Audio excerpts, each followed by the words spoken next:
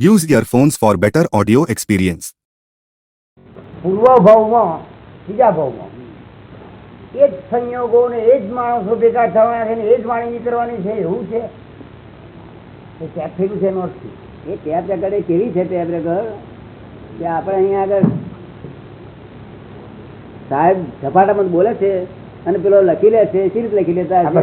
આગળ આવે છે આવે છે ના ના સાહેબ ઝપાટામાં બોલે શોર્ટ હેન્ડ થી અને પેલો લખી લે છે શું ભાષા હોય છે? શોર્ટ હેન્ડ ની શોર્ટ હેન્ડ હોય અને એનાથી નવી કઈ નીકળેલી છે ને કઈ કોડ લેંગ્વેજ હોય.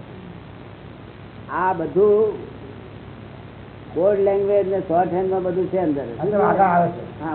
આપણો ભાવ અંદર એવું થયો કે ભલભલા ને બેસાડી દેવું એવું વાણી બોલી રહ્યો છું જો એટલે એ કોડ વર્ડ થી બધું આખું પેલું પ્રકાશમાન થઈ જાય. હા તમે સમજાય છે ને એને ટેપ રેકોર્ડ કરું છું. તમે કોડ વર્ડ જે કર્યા છે હા એનું આ ટેપ થઈ ગયેલું છે શું છે એટલે આ ભાવ ટેપ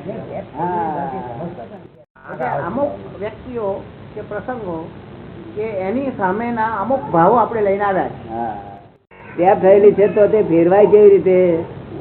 તો એ કોડ વર્ડ છે ને તેના આધારે જતા નહીં કરશે. ફક્ત આટલું જ તમે ફક્ત મારી પાસે એ કરી અને મૌન વ્રત ધારણ કરો તો એનો ઉપાય છે. કારણ કે કુદરત ફેરવવા જેવી વસ્તુ છે. તેના માટે જ્ઞાની પુરુષ પાસે આજ્ઞા લઈને કરે ને તો જ્ઞાની પુરુષ ને જોખમદાર બનતા નથી અને આ જોખમદારી એમને અધવત ઉડી જાય. શું થાય છે? જ્ઞાની પુરુષ ની આજ્ઞાથી મૌન આ રહેવું. ઉપાય છે. આ એક ઉપાય છે ને. પાછું અત્યારે બોલીએ તે વખતે અત્યારે બોલીએ તે એના ઉપર આપણા મનમાં એમ થાય કે આને ડફડાયો તે બરોબર છે એટલે ફરી પાછો એવું હિસાબ ફરી કોડવર્ડ થયો નથી. અત્યારની અને વાણી પ્રમાણે આને ડફડાયો ખોટું થયું તો કોડવર્ડ તમારે નવી જાતનો થયો. બરોબર કર્યું એમ માન્યું હોય આ તો એક નવો કોડ ઉભો થયો એટલે એના જેવો જ ફરી કોડ ઉભો થયો એના જો બરોબર. અને એનાથી વધારે વજનદાર બને વખતે બહુ ખરાબ થઈ ગયું. આવું ના બોલવું જોઈએ. કેમ થાય છે એ કોડ ના એ કોડ નાનો થયો પણ આવું કોડ ના થયો એનું કોડ ના થાય ક્યારે?